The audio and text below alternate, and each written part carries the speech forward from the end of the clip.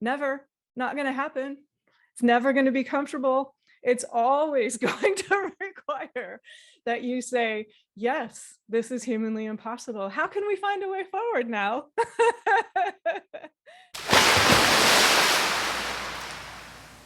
This Ignatian year. Welcome to the third episode of this Ignatian year, where we will be exploring the topic of hope. I am Dr. Pascual Ferra, an associate professor of communication at Loyola University, Maryland. And I'm joined by my colleague, Sean Bray, who's assistant vice president for mission at Loyola. And today we are delighted to welcome our colleague and great friend, Dr. June Ellis, who is professor of English at Loyola. She's also the chair of Loyola's Commitment to Justice Committee. And I have been so grateful for her presence in our campus and all her work. June has been a leader and torchbearer for Ignatian spirituality and the Jesuit mission for more than a decade. Not only in her life at Loyola, but also outside the work she has done, contributing to the National Justice Conference for the AJCU.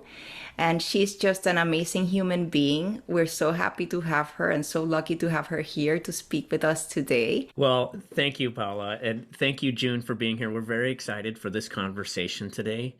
And as we thought about the Ignatian year and we thought about our current context in the world, we thought it was an important topic to take up, was thinking about hope from St. Ignatius's perspective as someone who had in 500 years ago, last May, been wounded by a cannonball and found himself in a very painful recovery, and as someone who was also discerning what his future would look like. This cannonball disrupted his life and then had him looking forward and trying to understand who he would be in the world. And so what role does hope play for Ignatius in his Ignatian year? And what is the role that hope plays for us in our work, in our lives, and in our commitment for justice? And we bring this in conversation, in dialogue with hope and justice, because sometimes, maybe more times than often, when we face climate change, when we look at racism, we look at poverty, there's so many things in our world, so many justice issues where we can look at them and we can feel defeated. We can feel like they are so monumental that how do we even face the tide of injustice that's before us? And so we wanted to have this conversation with June in talking about the role of hope in one's life, but also in the role of one's work. And especially as we think about our students here, students who are really maybe just beginning their work in justice, what are some of the messages that we want to offer? What are some of the practices? What's some of the wisdom that we want to offer from your own experience, June, from Paolo's experience, and from St. Ignatius as well? So with that, I will turn it back over to Paula. Thank you, Sean. So we have our first question for June.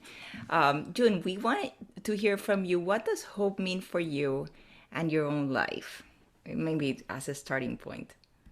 So that's a fantastic question. And just thank you both for the intro, and thank you for focusing attention on the topic of hope. And if I could just go back to that incredibly beautiful and also really human image that Sean gave us of Saint Ignatius, and he's going about his life, and his life has a particular trajectory, and then it is shattered, and his body is broken, and his expectations fly out the window.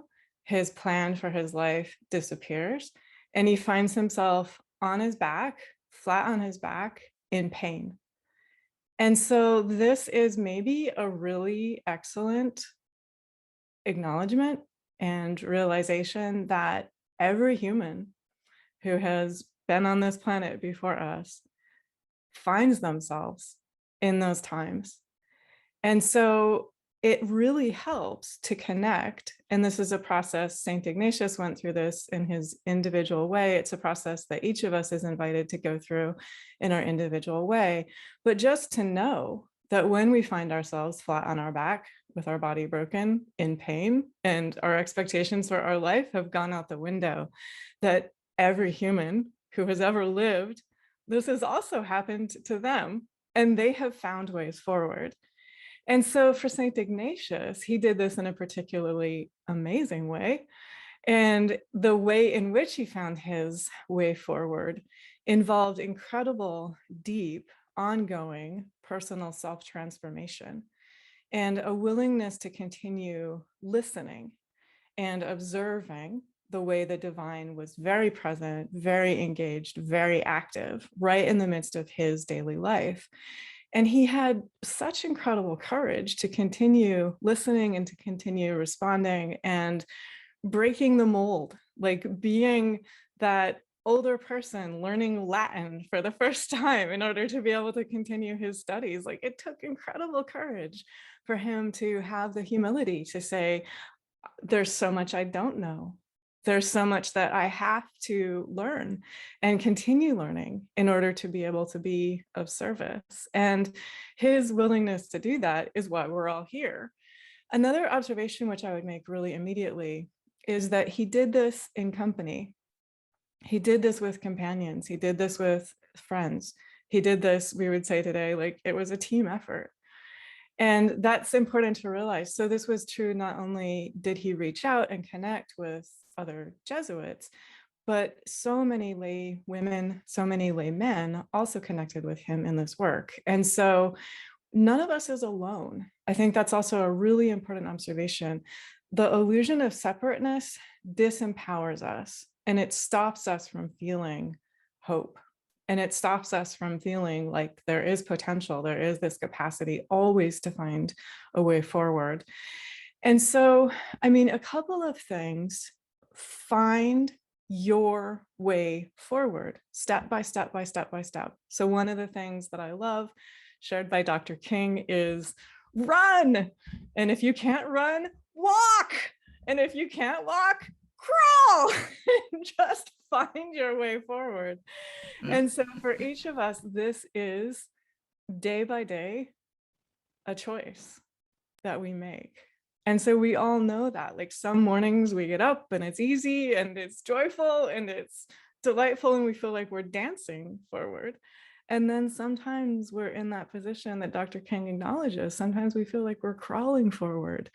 And he says, that's okay.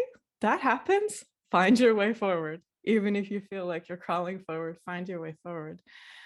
So I'll just pause there. I mean, like, this has a lot of implications for when we choose our programming, when we choose our curricula, when we create assignments, when we have our office meetings. Even just asking the simple question, how can we have this conversation in a way that creates hope? Even just asking that, and you don't even have to ask it out loud. You can ask it inwardly before you go into that meeting, before you go into that classroom, before you sit down and make choices about programming or allocating funding, or before you choose what you're going to teach in that particular class for that particular semester.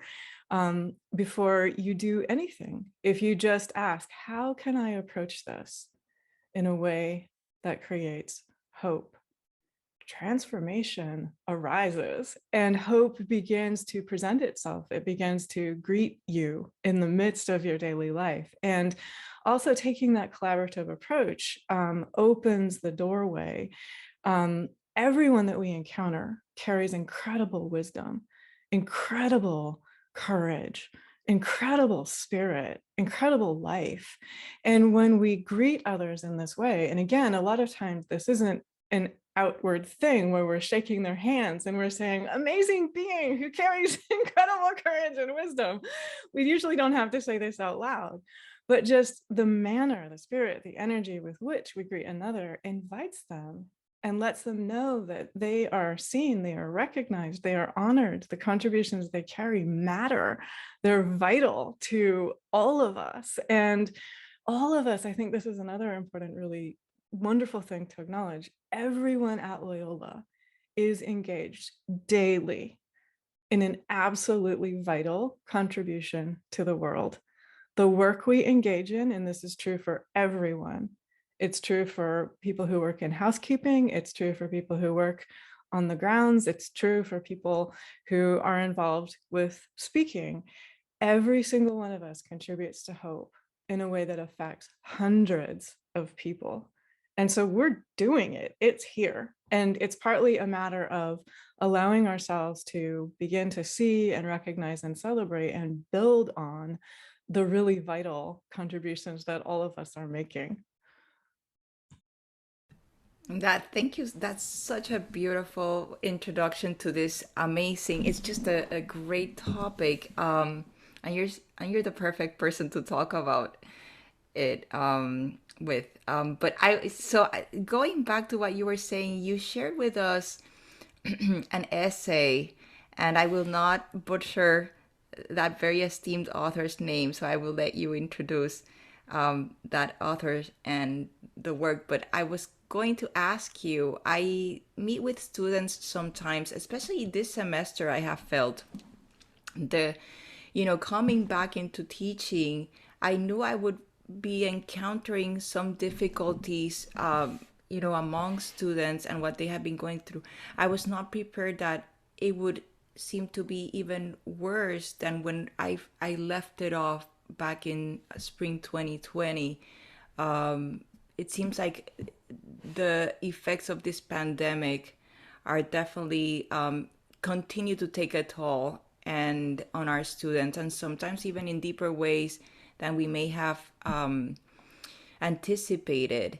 And so, at Loyola, we have core values of academic excellence, some notions of intellectual rigor that sometimes I wonder how that may affect the student, their sense of hope when they're not being able to perform how maybe they used to perform prior to this pandemic. And I was wondering, actually, what do you think about that? What do you think about how we as faculty should deal with this sense of hopelessness sometimes that we encounter with students, even about their own abilities, because it's becoming increasingly more of an issue than I've seen before, of students really not sometimes even believing in themselves that they are able to overcome a hurdle in a course. How do we deal with that while still like trying to see that they can really aim for that ideal of academic excellence? What do you think about that, June? So that's a great question, and I'm not sidestepping it, but I was just wanting to hear from Sean a little bit. Sean, can you tell me, are you also noticing, sort of, Paula was saying, almost like there's an urgency to this conversation about hope? And I was just curious what you're noticing. Yeah, I have been, June. Thanks for bringing that up. Yeah, I mean, I do, and I think I am noticing it. So I'm noticing it amongst students. I'm noticing it around staff. I'm noticing it around faculty, administrators, friends. This is a hard time for people in the world. There's just so much that's compounded, and I think there's a correlation to something you mentioned in your opening remarks. Sorry, I was like, as you were talking, I was like, oh my gosh, I need to capture some of this. You're sharing so much of it. But you were talking about Ignatius's commitment to doing this with companions, and I can't help but wondering about the impact of us being so isolated in this time of a pandemic, where we were I keep saying that we're coming back together and we're remembering each other and with each other, right? And so I wonder how much of this has become a pattern of us being almost isolated from each other, and feeling the weight of the world or what's in front of us, or not even maybe the patterns that have become ingrained, that we don't know how to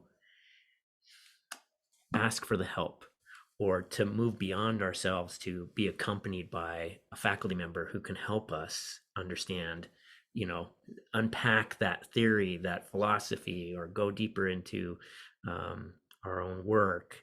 So I think there is I am seeing it, and I'd be interested to hear what you're seeing and what you're thinking about this time. So I'm trying to think, I want to be really concrete and specific in answering the question. And so I was reflecting, I've never consciously sat down and asked myself about hope before you all invited me to think about hope.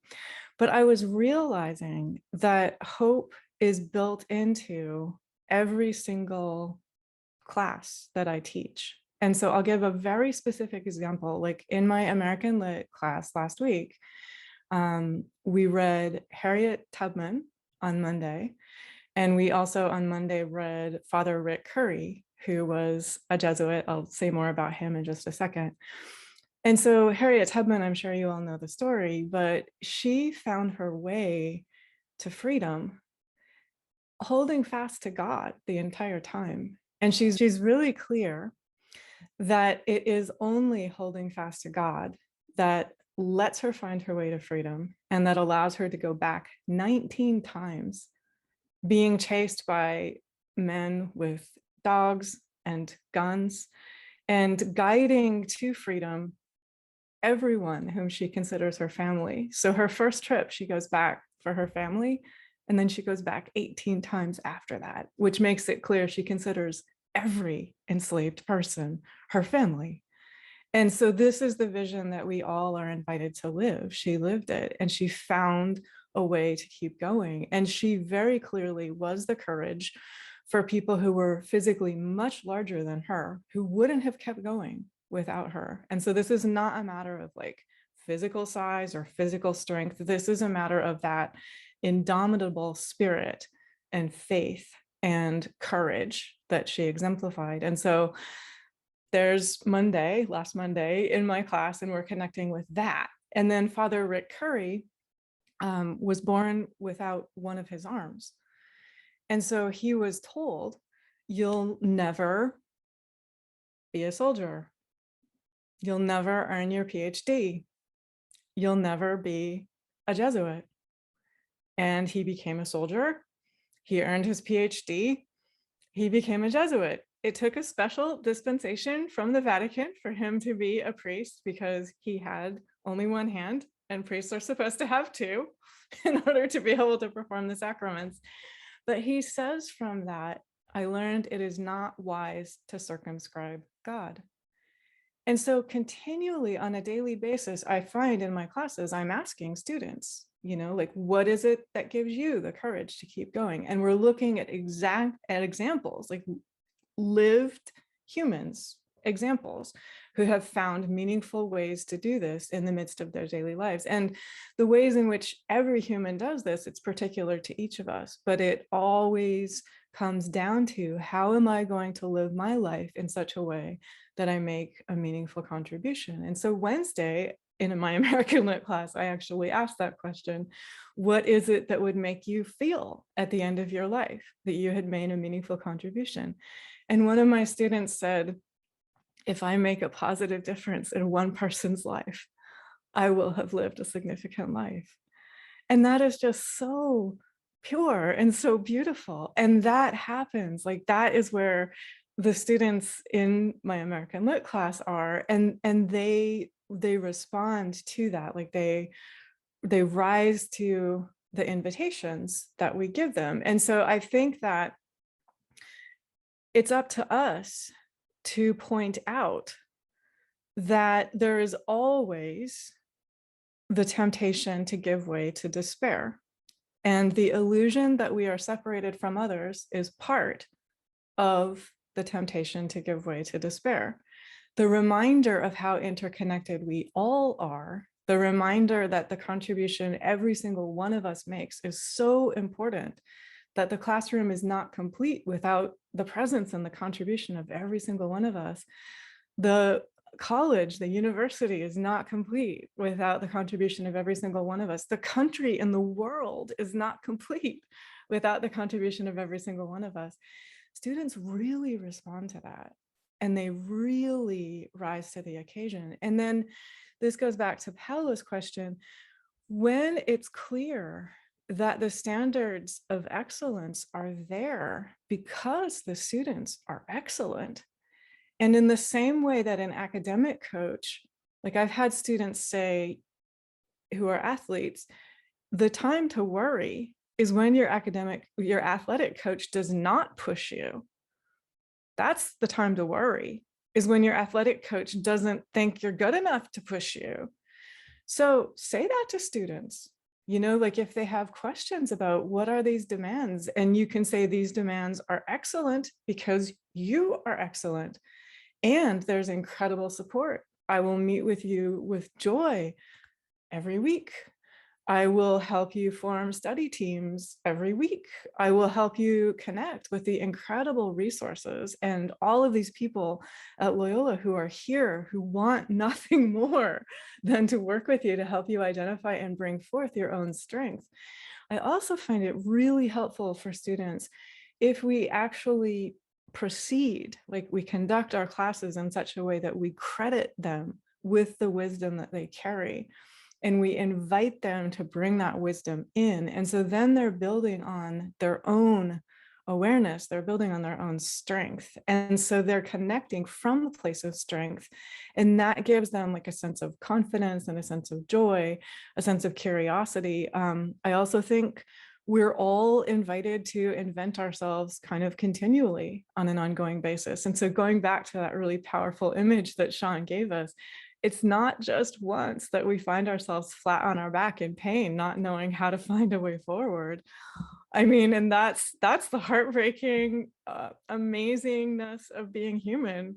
It happens more than once. And I think you all are kind of naming and acknowledging that kind of the whole planet, this is happening, in our country, this is happening. And for so many beautiful individuals and members of our community, this is happening. And none of us is alone. So every one of us is cared for, every one of us matters, every one of us is respected, every one of us is valued. And so just to continually have that kind of open-hearted, generous, kind, responsive naming of the reality, like naming every human feels this.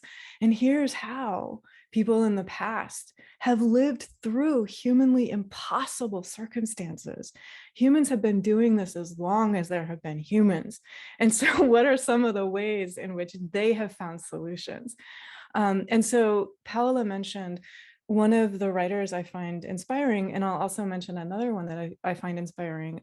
So Epeli Hau'ofa is a Tongan writer. And he wrote about, he came from a small island in the South Pacific in Oceania, and the models basically dismissed the value, the significance, the presence, the meaning, the importance of small islands. And he said, he served as a teacher, as an educator. He said he realized one day that he was propagating hopelessness by focusing on this kind of geographic determinism, which says if you come from a small island, you're going to remain small, you're going to remain isolated, you're going to remain dependent. And he would see the students' faces fall as he shared these current academic models. And these are models that are produced by well-meaning social scientists and economists and people who care. And yet it's basically propagating hopelessness. And so he calls it a road to Damascus kind of moment, where he realized, I can't keep doing this. And he was driving on the big island of Hawaii, and he saw an active volcano actively producing more land mass for Oceania. And he realized this is the truth, like this is the reality, not these models that people from outside have given us, but the way the land itself is constantly expanding. It's alive, it's not static. And so he shifted his framework. And so he lived that that reality, that realization, that invitation. So he began asking, what would create hope? Like, how can social scientists create models that create hope?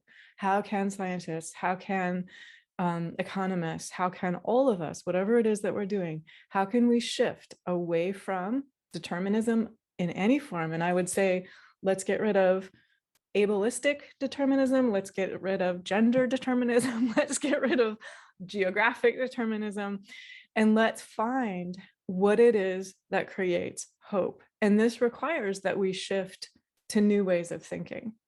And so I'll just mention another contemporary writer, also from Oceania. Her name is Kathy Jetnell Kidgener, and she's a published poet, and she is an activist. She's indigenous from the Marshall Islands. She serves as the climate envoy. And in 2014 in New York, she opened the UN Climate Summit with a performance poem. And so it's on YouTube. It's something I would recommend everyone watch. But she's really clear both about the precariousness and the crisis that the Pacific faces. So she's on one of the lowest lying islands in the world. And in 2019, her country declared a crisis, a climate crisis. But she also has hope. And so she presents in one of her poems, and I'll share this image because it's so beautiful, her infant daughter, and she's playing in the water on the reef. And these are the lines. There are faces all the way out here. There is a toddler stomping squeaky yellow light up shoes across the edge of a reef, not yet underwater. And so she leaves you with the urgency, but she also leaves you with the joy and the beauty and the love and the vitality and the life. And it's not yet underwater. And the toddler is there dancing. And it's up to us to make choices that let the reef still be there and let the toddler keep dancing. And so that's another sort of voice of hope, which I would encourage everyone to connect with. And also just acknowledging and naming what I just said implicitly. Indigenous wisdom and indigenous lifeways are vital for a continuing human future on this planet. And she's one of the people who makes that clear and makes that visible. That's absolutely beautiful. And I was expecting you to read a long poem, and it was so short and so effective, right? So to the very heart of things. Sean, do you want to ask June? Yeah. Wow. June, so there was so much as you were talking. I was just, this is where we get into this conversation, right? We have our prescribed questions. But as you were talking, there's so much of a connection to Ignatius as I keep thinking about this. And I think about Ignatius, even at one point in his life, kind of isolated in prayer. He's in a very dark place, a place of being very hopeless, right? And he's to the point where he's contemplating, is his life worth living? You know, it's a very, very hard place to be. And there's a lot that when we talk about hope, when we talk about suffering, you've talked about a number of things that really, you know, whether it's companions, whether it's reaching out and having other people, knowing that there's other people to surround us, if it's believing in something that's not yet. I love that, not yet, right? But and the fact that you named that, you know, in that poem, that it was looking at this child with love and joy, right? And I think for Ignatius, he would say that hope is in love, that hope is in love. And I think that for Ignatius, he realizes that God has hope in him. God has hope in us to enter the world more deeply, And as you were, talking about the idea that this island and kind of this these I've heard it also expressed in, prophets of doom and gloom, right? How do we become prophets of hope? And in justice work, I think it's when you're staring, I was a little bit sarcastically, I always tell students when we're talking about this, I would, when we talk about social justice, I would usually start by listing along, I'd say, name all the justice issues you're concerned about. And you can just feel the weight of the room. It's like the energy is being deflated with each, it's like they're the balloons of hope, and with each injustice we name, that it's being popped, right? And you can just feel that energy come down. And in a way, I say to our students a lot, there's a reason we call it social justice, is because as individuals, it can easily feel so overwhelming. But it is the commitment of all of us, right? Whether I love that you talked about her, right? You reach back and you talked about the hope of people within history who were facing these insurmountable odds when everything about the world was telling them there is no hope. There is just no hope. What is the hope of you escaping slavery? And then what is the hope that brings you back to that human family, right? It's not just your individual. I mean, that is tremendous. I hear that story and I just always think, what hope, what faith, what love, and what courage. And so as we think about this work, when you think about your engagement in this work, I imagine there have been times where it has all felt too much, and that maybe the not yet is insurmountable. And so I'm curious about, what are the practices that you utilize to foster hope within yourself, within your work, and within your commitment to justice? Fantastic question. So I agree with you. I'm smiling to myself because I love St. Ignatius, as you probably have gathered, and I love his contemplation to obtain love. And so I think it's a really great return point if you already know St. Ignatius, and introduction if you're new to St. Ignatius. And so I'm just going to read a couple of statements from his contemplation to obtain love. And he says, "Ask for an interior knowledge of all the blessings I have received."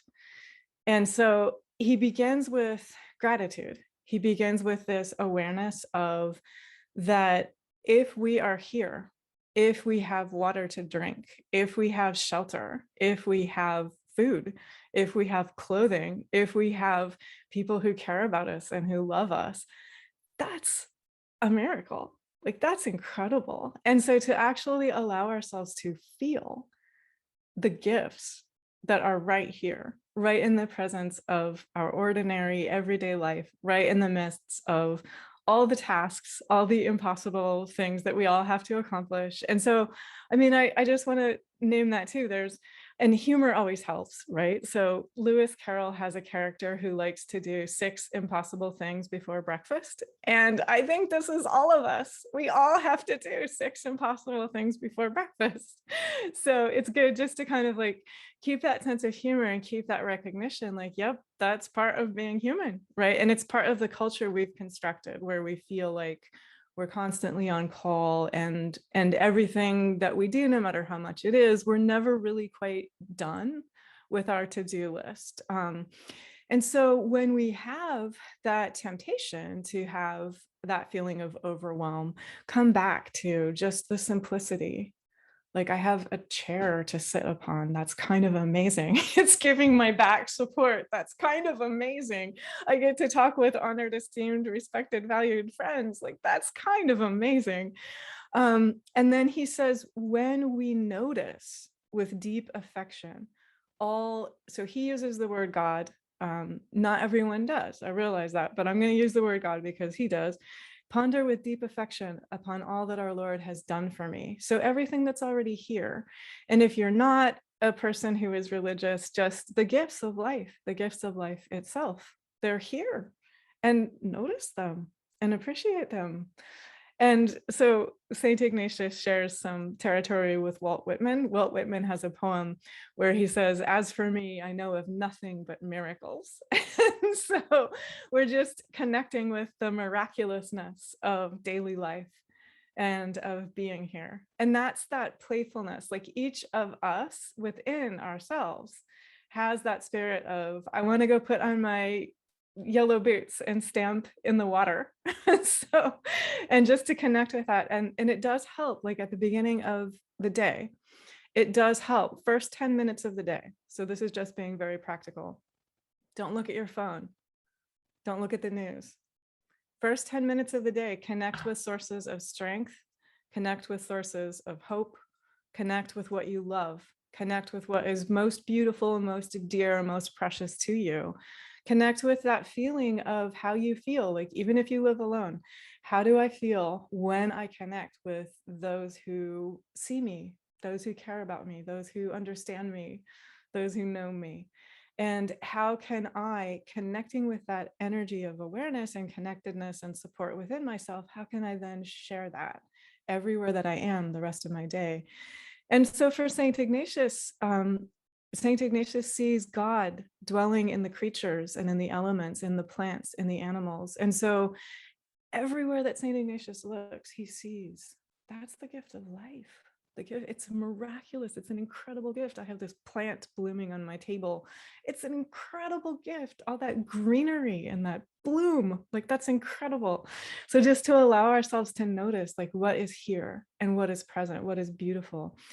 And St. Ignatius then goes on and says, God works and labors for my sake in all created things on the face of the earth. So this is that connectedness that we were talking about. St. Ignatius feels this very, very vividly. He feels this in the rays of sunlight.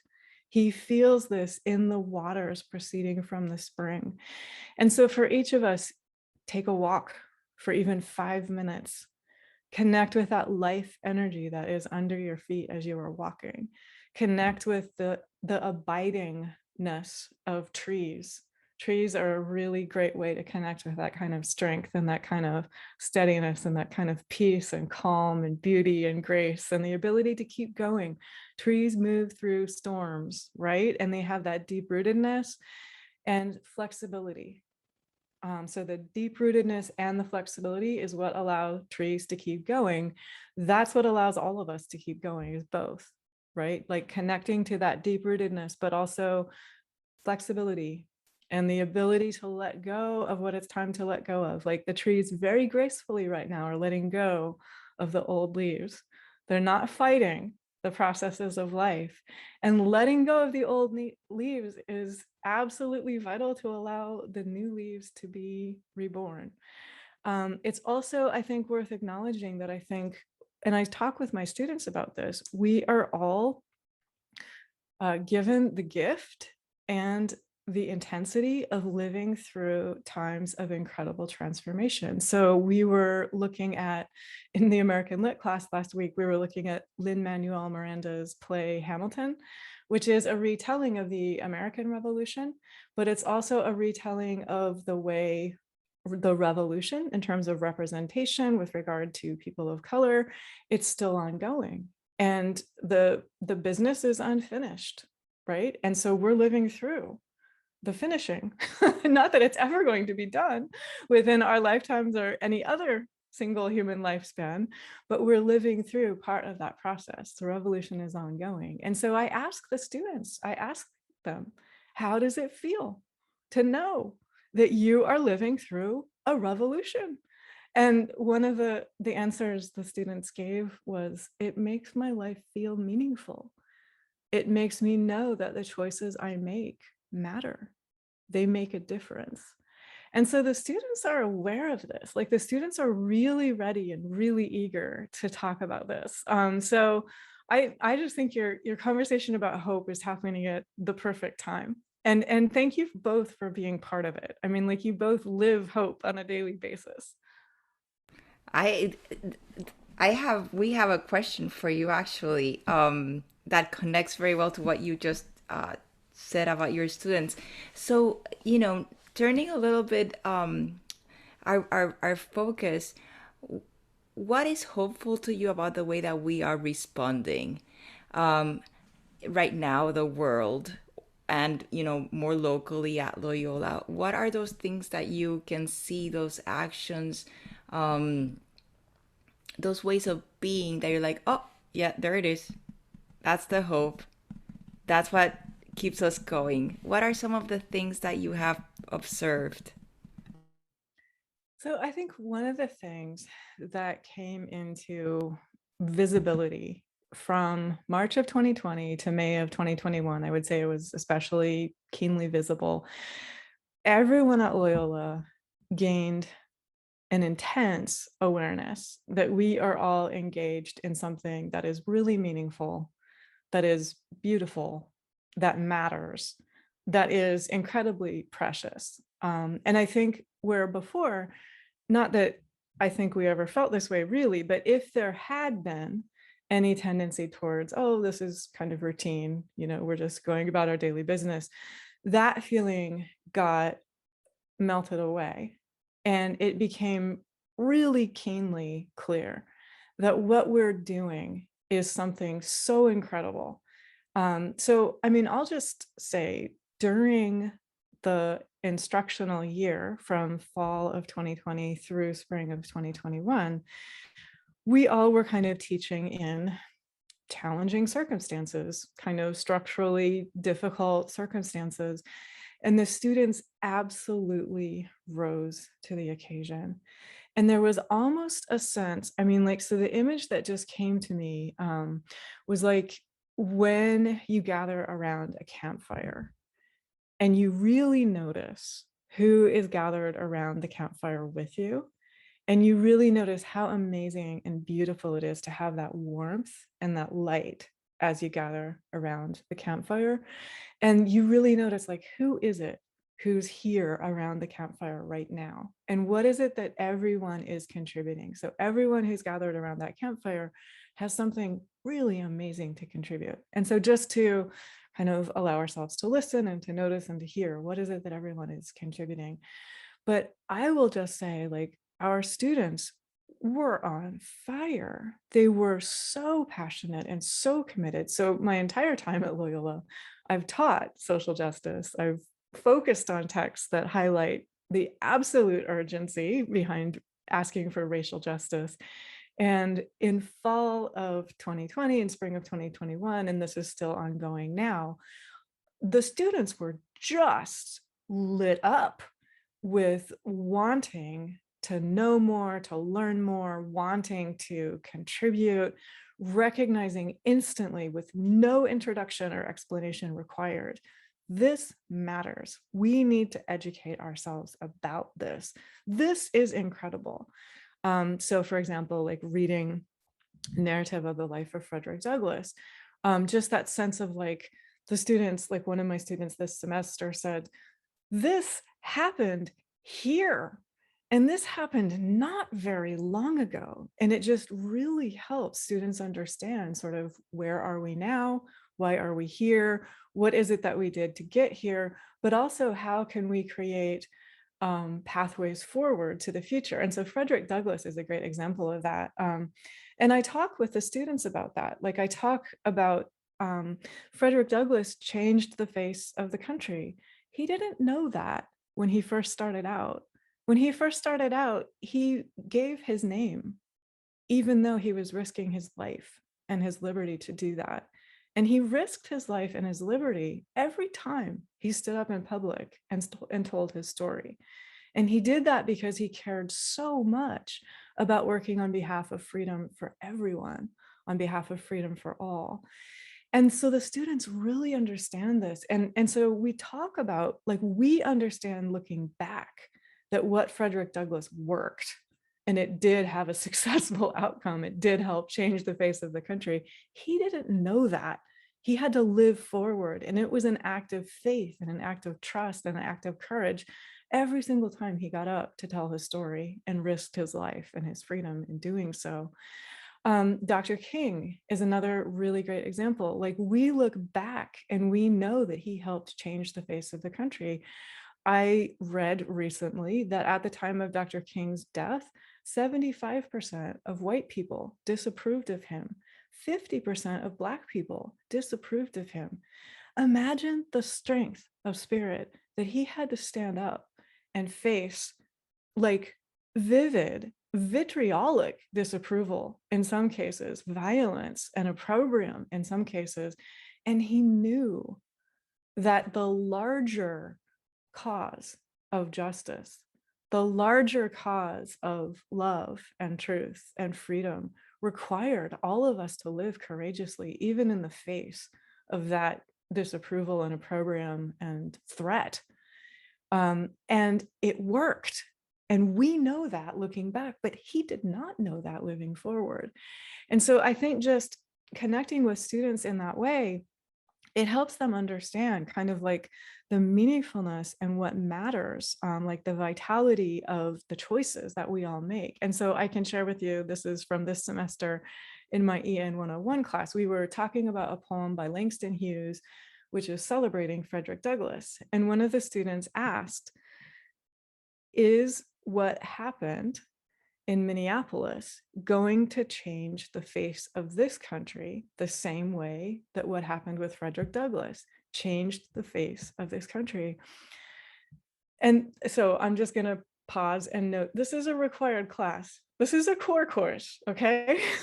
So 5 hands shoot up around the room. The students erupt into conversation. They care about this so much. And this is another one of those things that just, what we're doing is working. I mean, I think a lot of this is like, let's please notice that what we're doing is working. The students are absolutely incredible. They are alive. They are on fire with caring and commitment and talent and brilliance. And they go forth, and the choices that they make affect hundreds of people. But so at the end of that particular class, I had to pause the conversation, the discussion, because I had another class to teach. And I said, I'm sorry, I have to pause this conversation right now. And they actually groaned.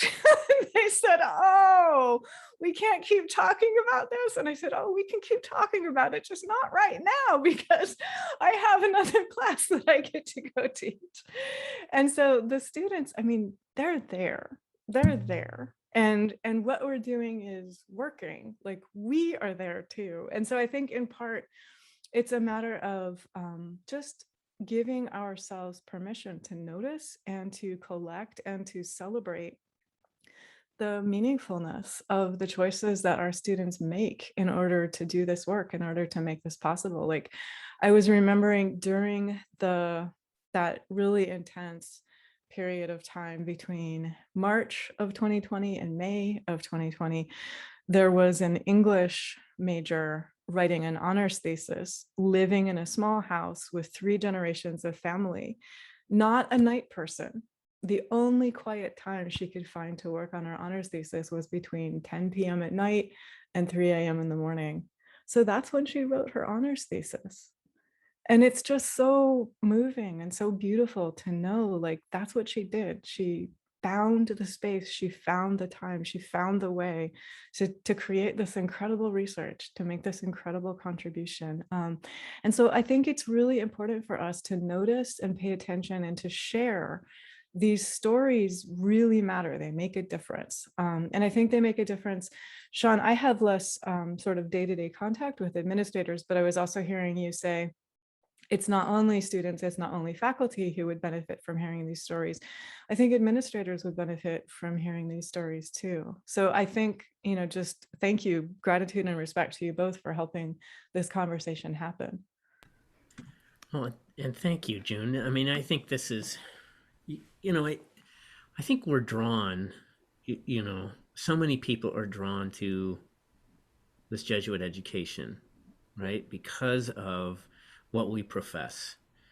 And we profess these things like the Magis, right? Which, when we look at the Magis, I always in these conversations with students who are very passionate, and they want to see Loyola, they want to see Baltimore, they want to see York Road, they want to see our nation or our world living into the justice, being a more just and humane world, right?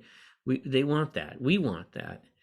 And I think so often there is dissatisfaction, right? Because we're not yet. And that's a hard place to be living in. And I love that you were talking about, like, how do you help yourself think about you're living in the revolution? And I think that's so many people want to be a part of the revolution. They want to be a part of change.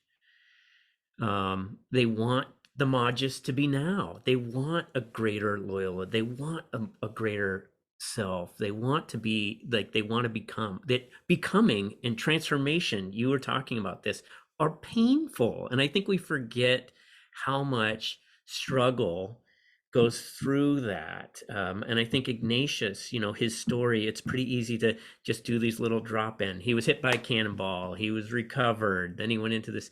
And these are long incubation periods, right? That don't come with just, oh, I read a book and now I feel good about it and I'm moving on. That there are these attachments that we have within ourselves. I know I will speak for myself. There are these attachments, and I have these ideas of what justice should look like, and this is what I should do. And I know that there are many times where I fail, or I don't act. And there's a word you have used, and as I was thinking about this conversation, I was not pairing this word as one of the companions to hope. And you've used it throughout this conversation: courage and hope. And for me, as you're talking, I just have this vision of courage and hope being companions. Some of the companions, right? I mean, what are the companions that are walking together for a hope-filled future? And I think, how do we help?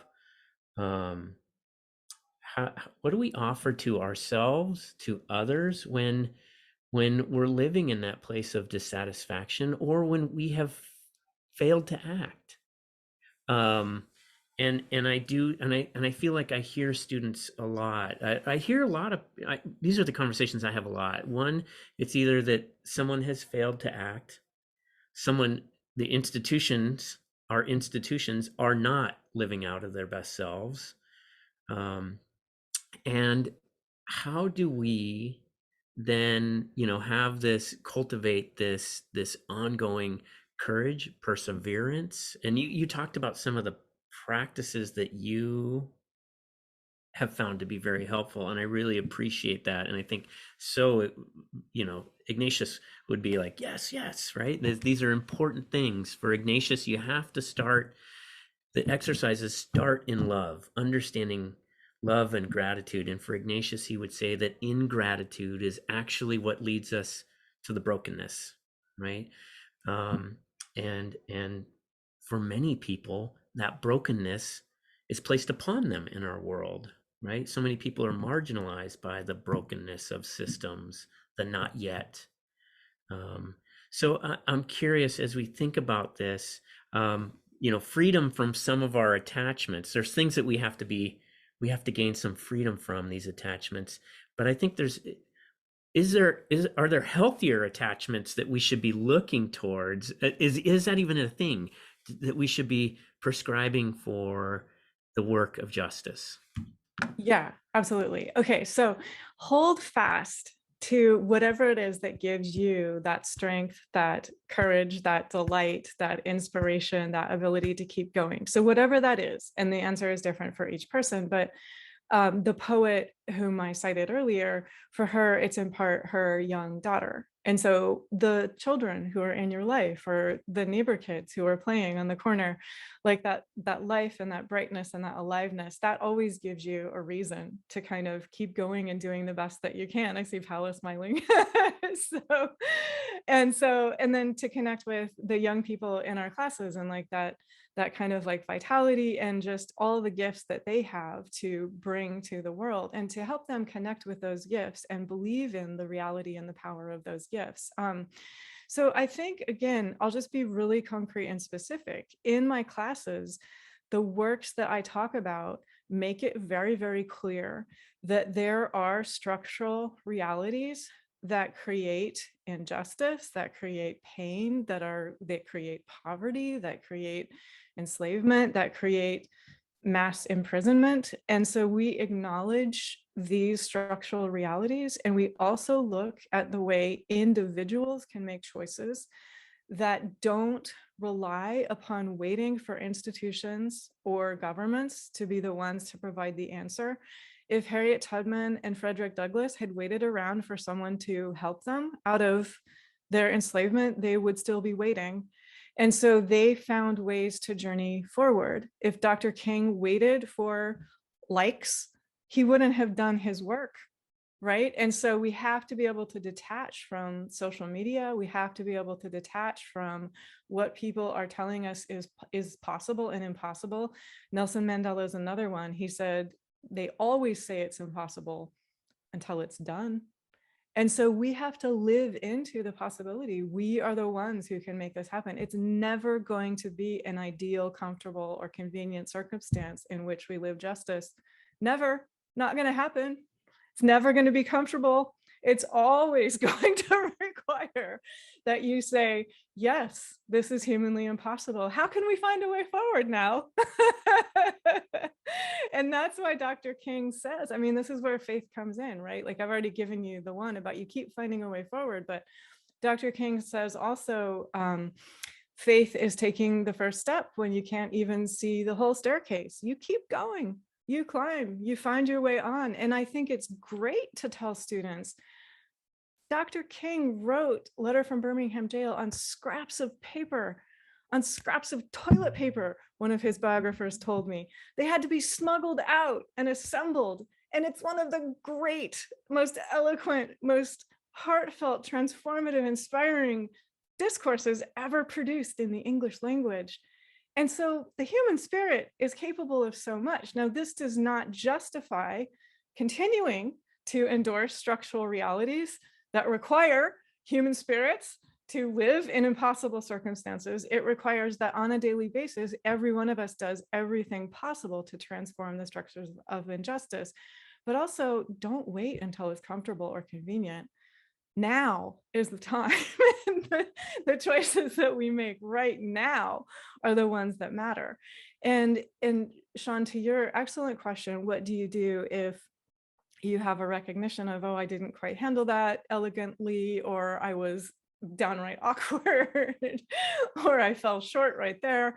So, I mean, the built-in mechanism, which St. Ignatius shares, but which is also common to many traditions. So Buddhism has similar practices, and yogic traditions of meditation have similar practices. But just 5 minutes at the end of the day or in the middle of the day, if you need a reset, just notice, how would I rather move forward? What would I prefer to help create? How would I like to give myself a reset and start this next conversation or this next meeting or this next class with a fresh set of eyes, with a fresh awareness? How would I like to create more justly and with more of that spirit of kind of caring and generosity and gratitude and love and joy? But I think it really helps if we just tell our students every human has lived through humanly impossible things. Here are some of the tools that they used to find their ways forward in their specific time and in their specific place. It's up to every single one of us to be honest and very courageous and brave about saying, yes, this is extremely uncomfortable. It's excruciating seeing human hatred brought into visibility. And guess who gets to respond to it? We do, because we're here and we see it. And because love is more powerful than hatred, and justice is more powerful than injustice, and connectedness is more real than the illusion of separateness. And so how is each one of us going to live this right in the midst of our classes, right in the midst of our daily lives, right in the midst of how we make our decisions and put out whatever it is that we put out into the world. Each of us is the answer to the questions that each of us is seeking. And it is actually already here. It's already here within us. Well, this has really been such a delightful conversation. And so I'm walking away with so much to think about, June. I've tried to capture some of these thoughts and the questions. And I really want to thank you for the way you just offered us, to think about that, the yellow boots. I was, as you were saying that, I was thinking about our first conversation. And Paolo, you brought up talking about Father Sosa's image of the limping pilgrim in Ignatius, and that, and now we have this image of dancing in these yellow boots, right? And I've heard this before too, that people say that, right, we should be these prophets of love and joy that really offer a hope-filled future, right? That something that people want to be attracted to, and it needs to be a critical hopefulness, right? I mean, it can't be this false positivity, right? But it's got to be this critical way of forward. But I love this idea of how do we nurture this within ourselves, and how do we do that together? What are the companions we're bringing along with us? What are the concrete practices? I dare to say, I think one of the most controversial things you may have said in this conversation is step away from social media. And I can't imagine how that might be the most challenging thing for some folks. But I do really want to thank you for helping to illuminate so much about Ignatius of Loyola, about your own work, and offering us so much wisdom and experience for our own engagement in providing and working for a hope-filled future through a lens of justice. So thank you very much, June, for being with us today, and I appreciate you.